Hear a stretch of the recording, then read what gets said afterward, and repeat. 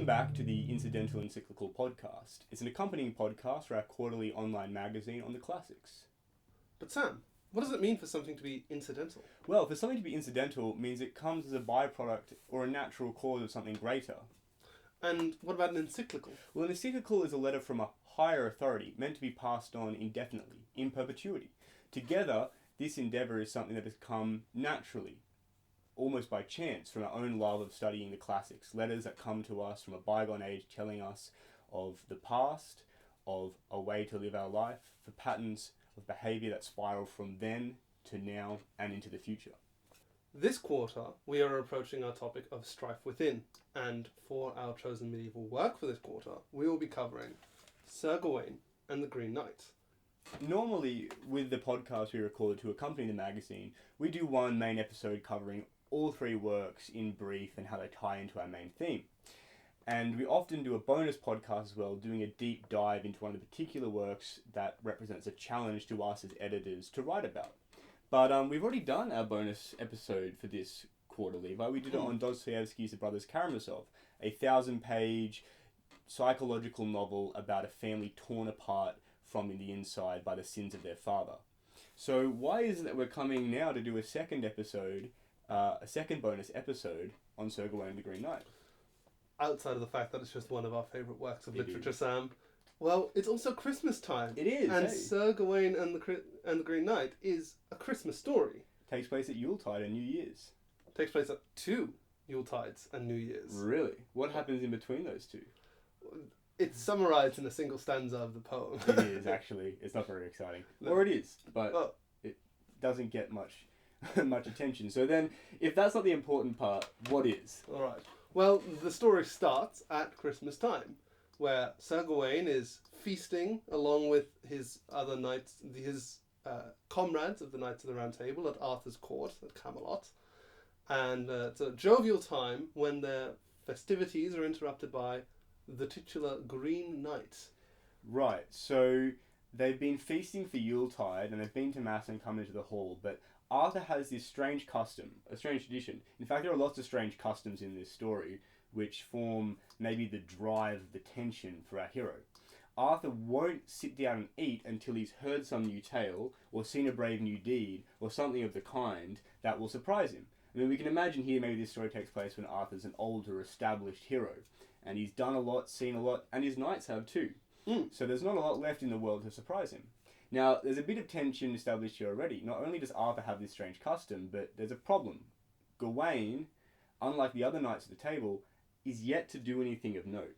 Exactly. Obviously, none of the Arthurian tales are, collected in a single storyline or timeline in the way we might imagine even something like the Trojan epic cycle, which has a relatively set narrative of events. The Arthurian legends are very loosely connected, but the emphasis in the Green Knight does seem to imply that all of the other knights have had respective adventures, but Gawain is merely a knight by reference to the fact that he is Arthur's nephew. Right, so he's nepotism higher. Indeed, but he doesn't want it to be that way. He's not happy being known just as Arthur's nephew. He wants, an adventure of his own. Fair enough. And so one comes in the form of a Christmas challenge. As you mentioned, the feasting's interrupted by the arrival of one half of the title of this poem, the Green Knight. And indeed, the Green Knight comes in and he lays down this challenge after shocking everyone with his green visage. And his monstrous size. And his horse of equally green. Is his horse also green? His horse is also green. His horse and is all also... of the trappings of the horse. Indeed. Even his axe. Indeed. And his challenge is offered thus. He says, someone should come here and they will deal me a blow, deal me a cut. I will not, and in a year's time, they will have to come find me and I will deal them a blow in kind. Now, this might sound like a strange challenge, and it is. It's definitely meant to sort of throw the reader into some sort of consternation, as it does the court itself. But this is drawing from, many of the games and customs within Sir Gawain and the Green Knight are drawing from Celtic myth and legend. So this game, as it features in Sir Gawain and the Green Knight, is often referred to as the beheading game. And it's a feature that pops up in the legends of Cuchulainn, the Irish hero. So there is a referent that you could assume that most people of the British Isles might have to the context of this challenge. But at the same time, the way in which it occurs at Christmas time during a time of peace, of festivity, and of joy is strange. But the knight does reassure the court, doesn't he? I mean, he's come not wearing armour. Exactly. He is here in good spirit. He's not here as an explicit threat to anyone. He just wants to, partake in the festivities in his own, brutish ways, perhaps. Yes. End of the world type ways. End of the world type ways, yeah. Indeed. And Arthur is inclined to accept this challenge on his own. Yeah. I mean, after all, he has the reputation of a king. Exactly. And it is, it's customary that the king takes priority of the challenge, or the lord of the current gathering. But Gawain steps in specifically to hinder this from occurring, and makes the argument to his uncle that, you and all of the other knights, they've had their chance to prove their glory. Let this be mine. I haven't had yet, any chance to make a name for myself. Yeah. And so Gawain steps up in, youthful exuberance, and the fact that it's a beheading game is never specified. It's not, yeah. It's implied by the context, perhaps, but, it is deal me a blow, deal me a cut. Gawain does take it as a beheading game, though, and steps up. It's not helped by the fact that the Green Knight gets down, takes the hair away from the nape of his neck, and kneels before Gawain, proffering the naked neck quite tantalizingly. True. I should be more generous to Gawain. He isn't just a hot-headed, young kid. I don't think you could reach that neck anyway without the benefit of the knight kneeling down. Indeed. Well, and Gawain steps up and chops the knight's head clean off. End of story, right? Well, I mean, you think so. There's nothing happens after a beheading. But... What, a Charles I scenario where he talked for 30 seconds afterward? It's a bit more than 30 seconds. In fact, the knight stands up, gathers his head, continues to speak, while he's climbing back on his horse, head under his arm, and says, in a year hence, come find me at the Green Chapel, and I shall return to you the blow. Well, I mean, talk about a setup, right? I know. So Gawain's beheaded a man who apparently can't be killed by beheading, and now has to seek him out only to be beheaded himself. Now, I'm not a knight of the Round Table, but I feel like on the scale of things that a knight might have to do to win his spurs, this is going maybe to the extreme. Indeed. I'd rather just live a chaste life and find the Grail. That sounds like the easier option than getting my head cut off. True. Well, Gawain does have a year to build up to this. He has a year to prepare himself. He does little to prepare himself. The year goes very quickly. In fact, I think Gawain is a little bit reluctant to head off once Indeed. the year begins to draw towards Yuletide once more.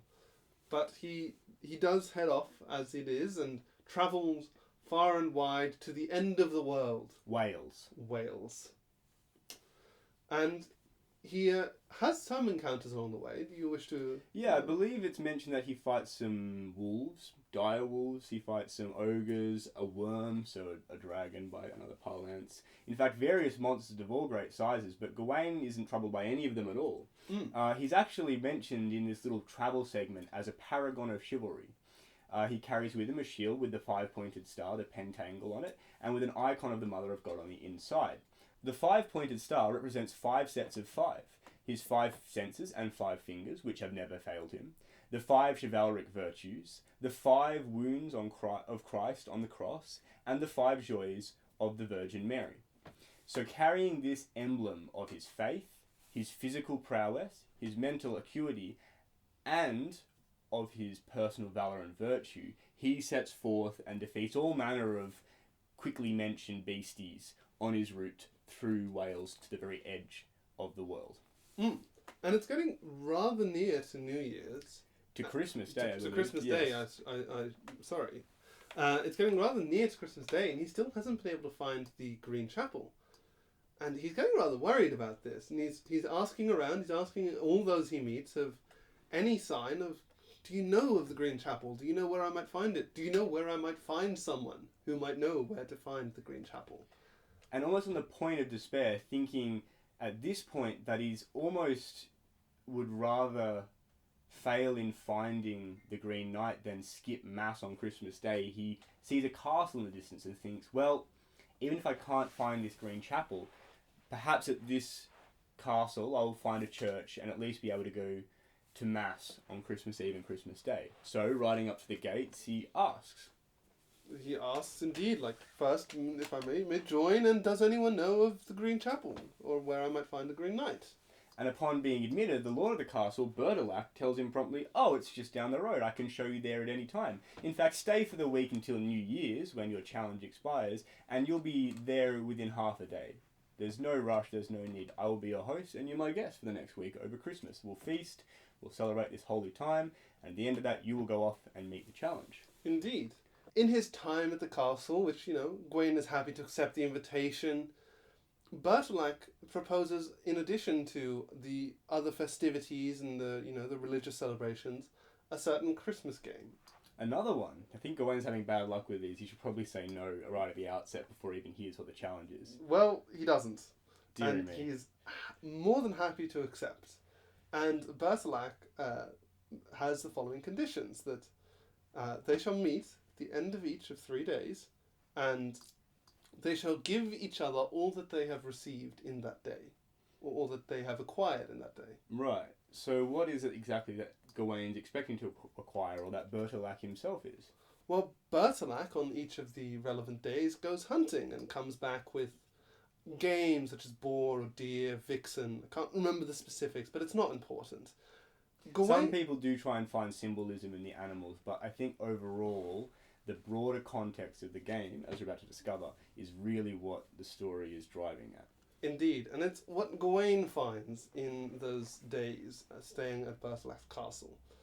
For he's not going out hunting, he's not acquiring anything as such, except the attentions of Bertilac's wife. Scandalous.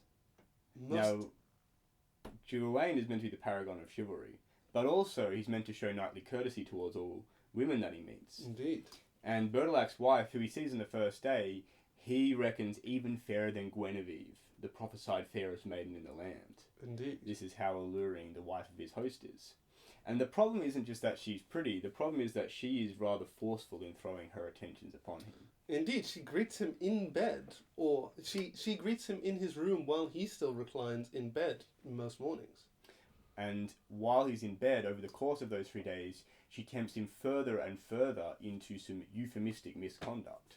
Indeed. So Bertilac's going hunting, bringing back boar, deer, female foxes, all of which he'll present to Gawain at the end of each of these days. What is it that Gawain can receive from this amorous but married woman that he can still deliver to Bertilac without it being scandalous to have received in the first place, nor to deliver in the second? Indeed. Well, the first day he returns and Bertilac offers his game of the day, and Gawain returns him a single kiss. Alright. Does he tell him it was from his wife? No, of course not. Fair play. It's not necessary for the game. Suppose Bertilac doesn't have to tell him where the game came from. Indeed. He'd be going down to the Tesco. Indeed. And on the second day, Gawain receives 2 kisses from Bertilac's wife, which he passes on in kind to Bertilac in thanks for the gift of that day. On the third day, however, things take a different turn. Bertilac's wife on the third day gets a little bit more forceful with Gawain. She's been slowly pressing her attentions on him over the course of the days, and Gawain's been very chaste in never being rude to her, never breaking the code of courtesy, but also keeping his honour and chivalry intact. But on the third day, she offers him not merely sensual pleasure or a chance to lie with her, but something else which Gawain takes much more of a fancy to much more quickly. Indeed. Well, at first she offers him a golden ring, a keepsake of their time together, and, a token of the connection she feels she has to him. This he refuses, politely but firmly. But then she says, at least take my sash, my green girdle. It's been charmed such that he who wears it may never fall. Now this, put yourself in Gawain's shoes here. He's knowing this is the last day he's going to be here. Tomorrow he's going to have to go out and greet almost certain death in the beheading game. This girdle is very tempting. The promise with the girdle is that no man may be felled by a blow while wearing it. Indeed. And that's exactly what Gawain fears here. So, here, Gawain accepts. He accepts. Now, what's going to happen? I mean, he's meant to give Bertilac everything which he receives, and yet, if he gives the belt up, there was no point in taking it in the first place. Indeed, and it would entirely reveal the source of his affections, most likely. So, when Bertilac comes home that day, Gawain gives him 3 kisses, and notably, not the belt. So, we've come to that final part of the poem, the 4th book of 4, in which Gawain must ride forth and confront on New Year's his apparent doom. Indeed. And so, he rides out to the Green Chapel where he has been directed to confront the Green Knight, and the first thing that he encounters of the Green Knight is but the sound of a whetstone grinding against metal, as the huge man, in the first book it's mentioned that he is half a troll in size, I trow, and this man, at least twice as Gawain is there sharpening the instrument of death. Indeed, that's rather ominous. So Gawain approaches, and the Green Knight asks him if he's ready, and Gawain, confident in the sash he wears, kneels down and presents his neck. The Green Knight swings the axe up, brings it down and stops. Doesn't bring it anywhere near the neck of Gawain. Doesn't bring it into contact with the neck of Gawain. Gawain is a little bit confused, maybe even a little bit frustrated. And the Green Knight raises it again. And the second time brings it down and stops short. Gawain now beginning to get more flustered as the Green Knight raises it for the 3rd time, brings it down and nicks the back of Gawain's neck with the slightest of scratches. Immediately, Gawain jumps up, draws his sword, and claims that the challenge is over, and if he wants any more, he'll have to come and take it by force. Now, the Green Knight seems to find this both somewhat funny and somewhat offensive, right? I know that the challenge is over. I deliberately dealt you a nick, and it's here that a revelation is made. Indeed. The Green Knight is none other than his host, Bertilac, transformed by the magic of the witch Morgan Le Fay, the student of Merlin. Well, I mean, what occurs in the face of this revelation? Bertilac says that each of the swings is to symbolise the 3 temptations that he faced. Gawain passed the first, he passed the second, but on the 3rd day, he hid from Bertilac the green girdle that he was meant to also offer up. So therefore, the Green Knight, or Bertilac in his form, was compelled to punish Gawain for his dishonesty and his breaking of both the code of hospitality, the rules of the game, and his valour as a knight, with the mark on the back of his neck.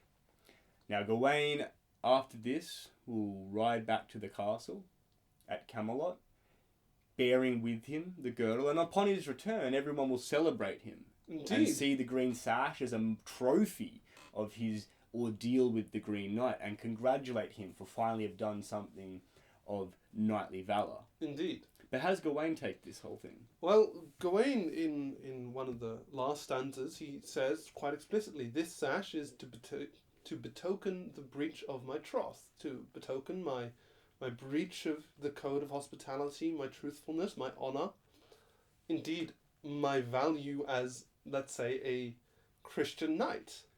So this is a symbol of disgrace, whereas others are seeing it perhaps as a trophy of honour. Gawain says is quite the opposite. Indeed, it is, a striking symbolic move from Gawain's representation initially by the pentacle and the icon of Mary on the inside of his shield. Now it's directly contrasted with the green girdle, which, represents the opposite of all of the knightly values with which he exited from Camelot.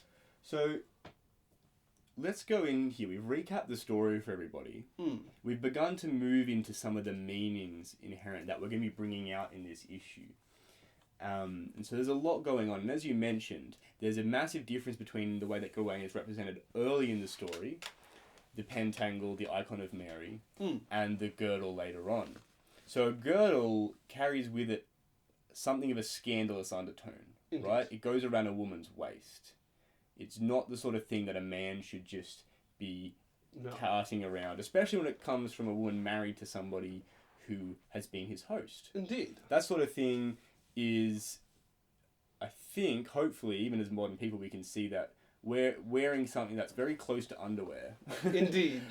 Around your shoulders, which you got off a married woman whose husband looked after you over Christmas.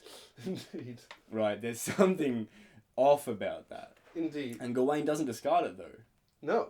So he seems to, and as you mentioned, he wears it almost as a penance. Indeed. A mark to remind him constantly of the failing, of his own failing. Indeed. It's interesting because it's not a... Indeed, all the other knights view it as a triumphant return. But for Gawain, the story does end in a form of tragedy. Because he has betrayed himself and his values. And it's not necessarily clear. He's come out of the other side chastised, perhaps. But not chaste. But not chaste. So there's a lot going on in this story. And there are 3 games at play. Now there's a lot of... some scholars have questioned, right, whether or not the story of Sir Gawain and the Green Knight could have been written by the English poet we accredit it to. Perhaps unfairly, because they think that no Englishman could have come up with a plot so good. It must have been really a French invention, because the French seem to have written all the good romances. Indeed. But putting that aside, the reason why it's such a remarkable plot is because it's weaving together 3 traditional stories, 2 of which come out of very old myth. We mentioned already the beheading game is a feature of Irish mythology in the stories of Cuchulainn. There's also the game of the exchange of winnings, which is another feature in Old Welsh and Celtic mythological sources.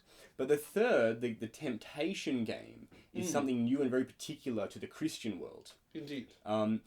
It's not really a factor of the ancient, of the pagan, of the pre-Christian hero to worry too much about his interactions with a lady. Indeed.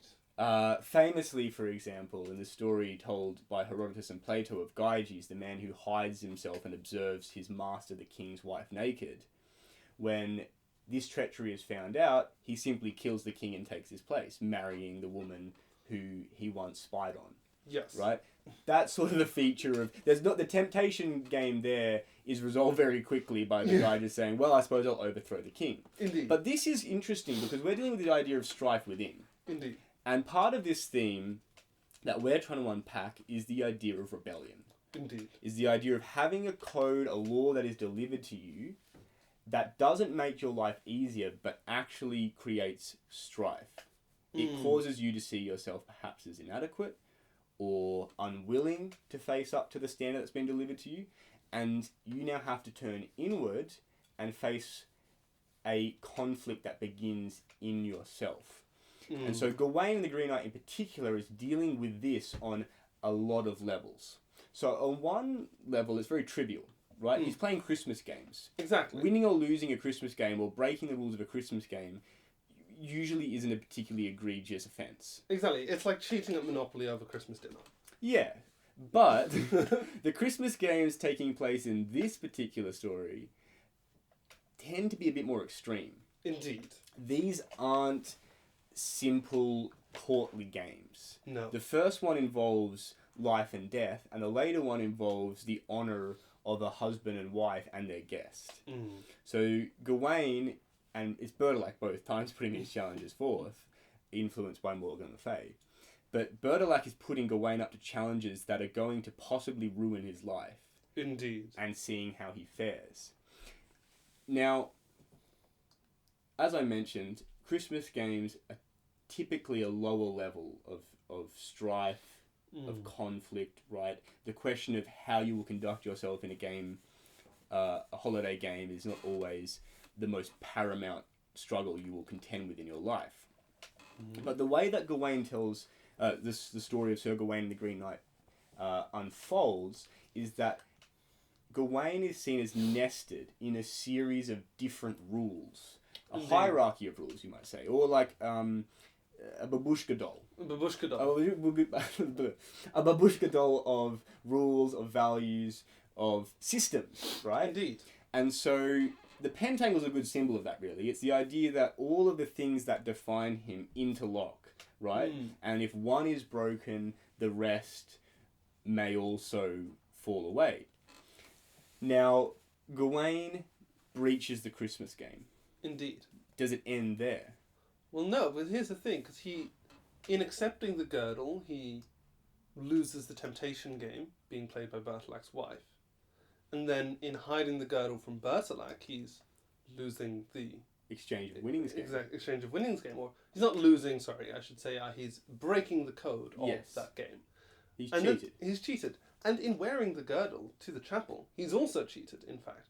Because he's relying on a talisman, on the magical help to avoid the consequences of his own actions. Now this again, we'll pause because there's more to say about the nested babushka dolls of rules, but you bring up the fact that he's relying on a magical item or a talisman, which, as we mentioned earlier, somewhat scandalous, somewhat sexual, indeed, right? A symbol of woman in perhaps in the medieval mindset, in the sort of image of Eve, as they might describe it in medieval language. And yet he has been up until this point, as we mentioned, carrying a symbol of, as the medievals call it, heavenly woman, right? Indeed. Mary.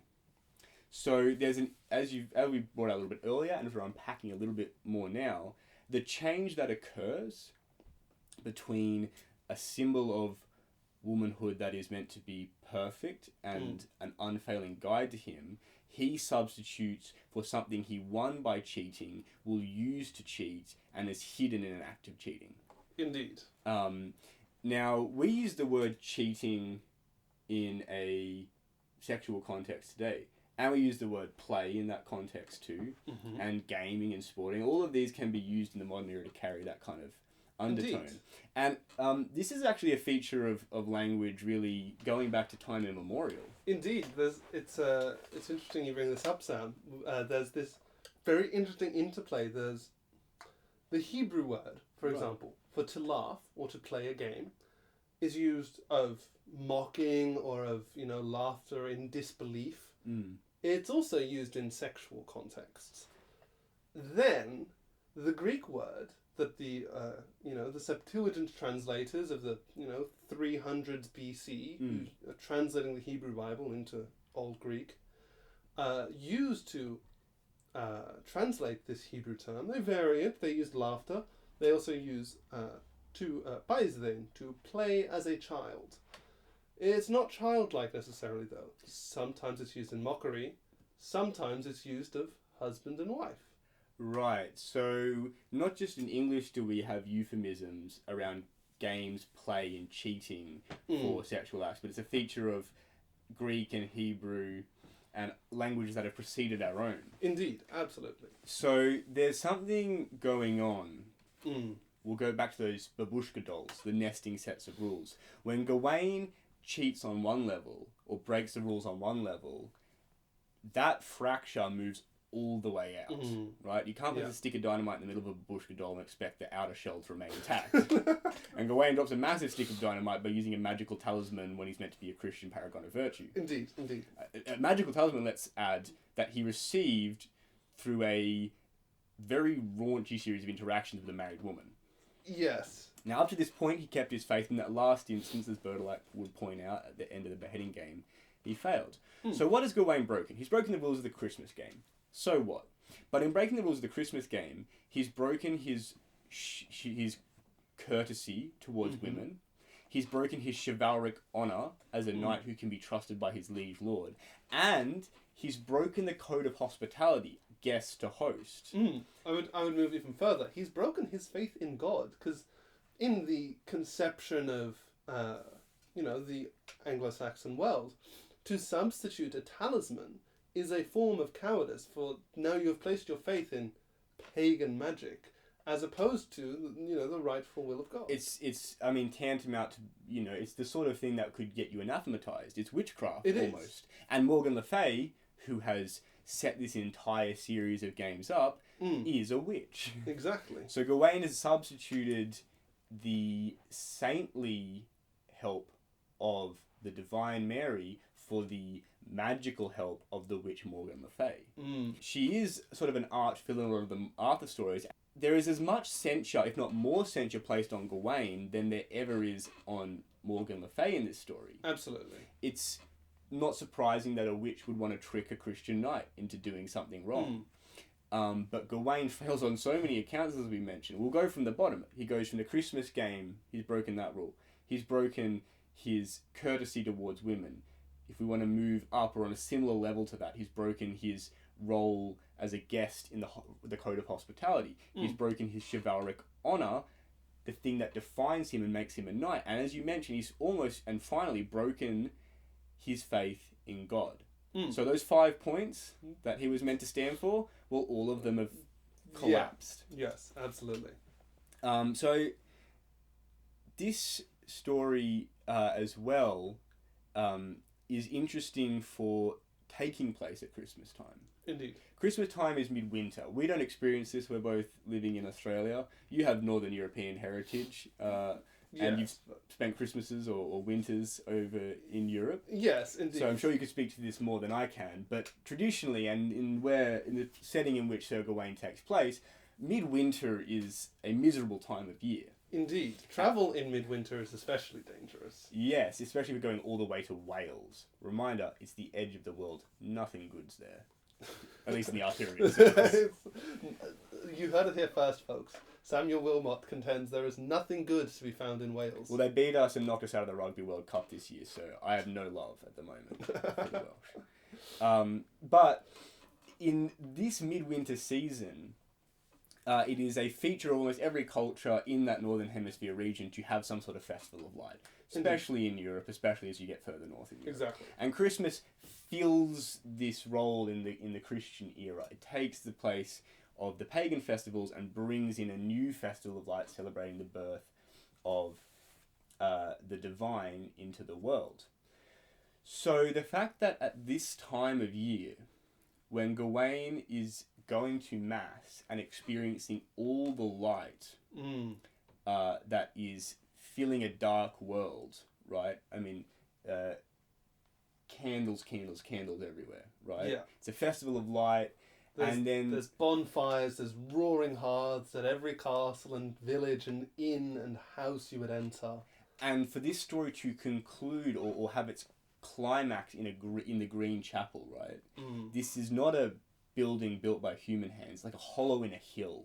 It's a dark, ominous, magical, otherworldly place that Gawain is entering. And it's a place of nature as well. It's the place of it's green in a season of white. It's still fully green. Yes, and the evergreen, as much as it has become, especially like let's say since the Reformation, the Christmas tree has become a very popular decoration. And even before that, there was the use of holly and mistletoe. Yes, but holly and mistletoe have very strong pagan connections and always have. In fact, the Green Knight carries a sprig of them into the Camelot's feasting hall when he first arrives as a token of peace. But everything about the Green Knight, about his abode, about his garb, about the evergreen trappings, is meant to tell us of this forgotten, maybe neglected at their peril, pagan world on the edges of Christendom. Exactly. So Gawain enters this, and instead of bringing light into it, he takes away from it a symbol of the green. Indeed. Instead of bringing light into the Green Chapel, he takes a pagan emblem back into Christmas Camelot. Exactly. I mean, Christmas time, by the way, in the Middle Ages is very different now. We put up our Christmas trees 1st of December, after Halloween or Thanksgiving, depending on what you celebrate, right? But usually very early on. Yeah. Traditionally, you don't start singing carols or anything like that or putting up trees until after Christmas itself. Christmas Day, perhaps. Indeed, and it carries through to the New Year, whereas we've separated out, in a sense, Christmas and New Year's as separate celebrations Yes. almost. I mean, in the Middle Ages, the year didn't even start in January of course, either. of course. So of course they wouldn't have this conception of that. But what's important is that as you come after New Year's, what we would today characterize as New Year's, you enter into a series of festivals of light. Indeed. You have the Ascension, of course. You have the Epiphany, where Epiphany, Christ is... yes. So you have all these series of festivals, Christ presented at the temple, the Magi worshipping Christ, the Epiphany, right? These are festivals of light in the medieval world in East and West. And so we can imagine that Gawain, returning after some weeks riding from the Green Chapel, will be entering Camelot during the festivals of light. Indeed. And into that he brings... The girdle. The girdle. And so this is something perhaps not interesting to everybody. No. But to a medieval reader, they don't see this purely framed as in, oh, it's Christmas, then it's the firework night. Yes. Right? No. We still have a festival of lights on New Year's Eve, interestingly enough. But to the medieval, it extends far beyond just Christmas Day into the beginning of January as they celebrate continually. Yes. Light in the world. And Gawain is going to be returning to the centre of English Christendom. And it's also notable, of course, that Christmas takes place very shortly after the winter solstice. The winter solstice, typically the 21st or the 22nd of December, the shortest day of the year in the Northern Hemisphere. Christmas takes place right after that. And so this is coming out of winter darkness. The sun is slowly returning. Yeah, and this is when the festivals of light are going to begin. Yes. But so it's an interesting, I think, it's not an arbitrary fact that all of this takes place at Christmas time. No, not at all. And the other thing, and this is something that a lot of people love to point out, and oftentimes for very silly reasons, I might be so bold as to say stupid reasons, they will point out that, some Christmas traditions have pagan origins. Yeah. Saturnalia happened around this time. Etc., etc., etc. Now, I won't go into why things like that annoy me, why they're foolish. But they're not entirely wrong, right? No. Christians did take over some of the existing traditions of paganism and use them in service of the worship of Christ. Indeed. The symbolism the Boers had at Christmas did not originate in Christianity. The symbol of the Christmas tree, of mistletoe, right? No, if you think Christmas trees were growing in Jerusalem or in Levant, no, like spruce trees don't grow that far south. No. Now they began, there was the adoption of the tree of life and the cross with the tree, the idea of the angel above it, or the star, right? But it is true that a lot of Christmas customs are borrowing, right? Or repurposing is probably a better word. Yeah. Transforming is even better, or transfiguring the world as it was. Consubstantiating. Forget that you have sort of that Lutheran context. Northern Europeans. Anyway, so there are these things that have connotations in the world that existed before Christianity came to it. And so it is important. It's not a feature, I think, that the medieval would have been oblivious to, hearing or reading a story like Sir Gawain and the Green Knight. No. That during Christmas time, there is a thinner barrier between the otherworldly, darker symbols of greenness and then the Christian hope in the evergreen. Yeah. So this is the last symbol of green that we might want to end on, is that green, as a colour in the medieval period, it can symbolise the fairy. The evergreen can symbolise eternality.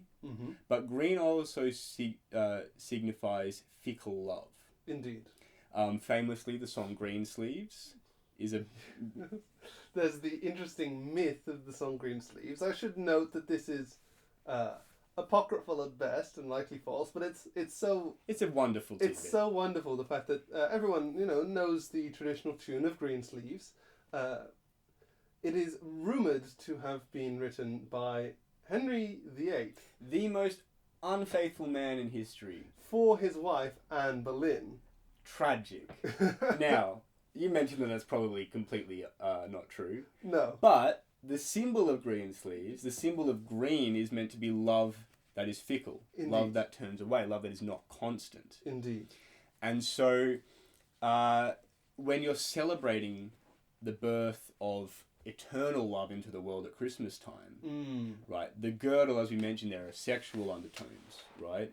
There is the undertone of cheating, of breaking vows, of forfeiting your faith, right? To put your trust in something that is not the highest. Yes. There is also this connotation that green garments, green sleeves, green belts, green girdles, right, can symbolize a man or woman who is unfaithful in love. Interestingly, blue was the symbol of deep love in the Middle Ages. And there is a modern film which uses that. Can't remember the name of, but I mean, and not just one, there'll be multiple. No. Whereas we use red today, deep blue, it was a symbol in the past, and green was the opposite of it. Indeed. And so, what is there is interesting because traditionally Marian iconography is wearing blue. Indeed. That's to symbolize her humanity, with usually red over the top to symbolize divinity. Yes.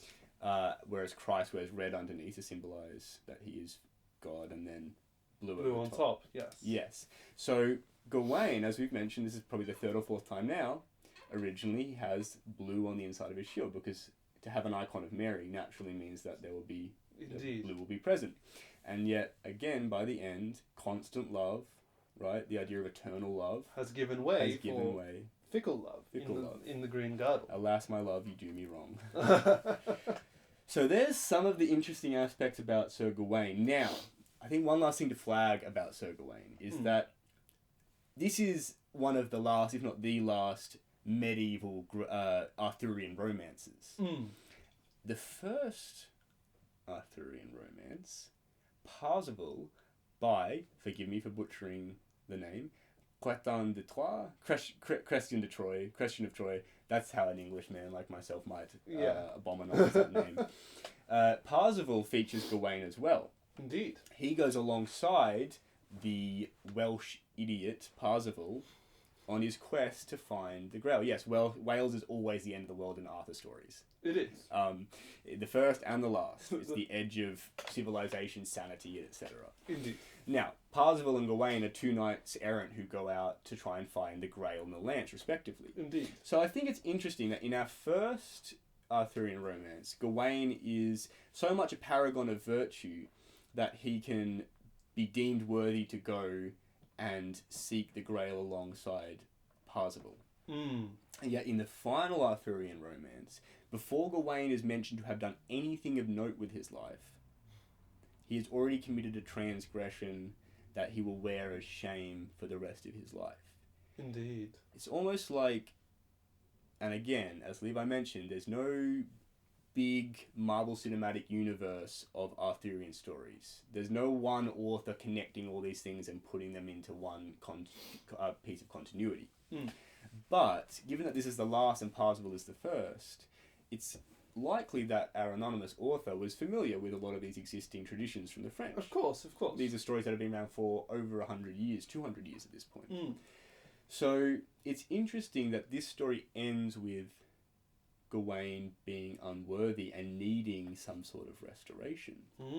Because what is it? What is the one artifact in the entire world that can provide restoration to man, kingdom, soul, no matter what?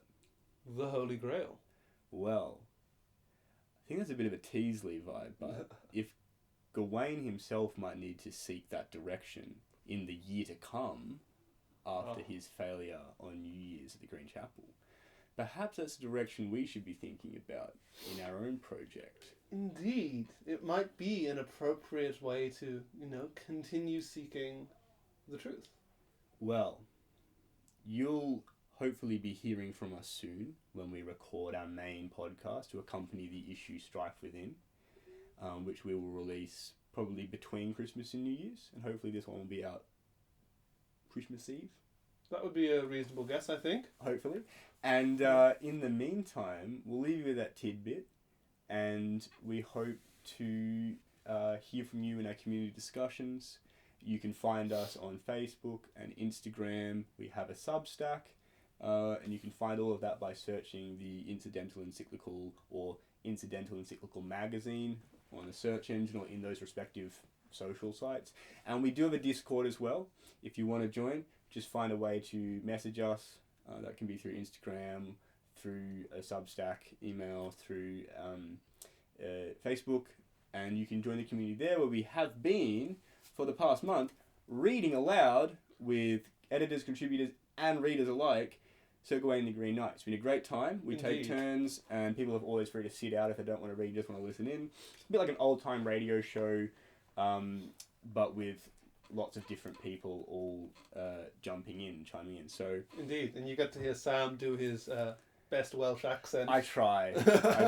It's all because of the audible version of Parzival, which the narrator, God bless his soul, decides to give pretty much every character a Welsh accent because it takes place in Wales. Yes. I understand why. It ruins the immersion. But anyway, enough of my beef with the Welsh. Let's wrap up there. Indeed. And wish everyone a Merry Christmas, and we hope to hear from you in the new year. Indeed. We would love to hear your thoughts and whatever avenue you seek to find us, and we'll be providing plenty of further content for you in the coming month. Brilliant. Thank you, everybody.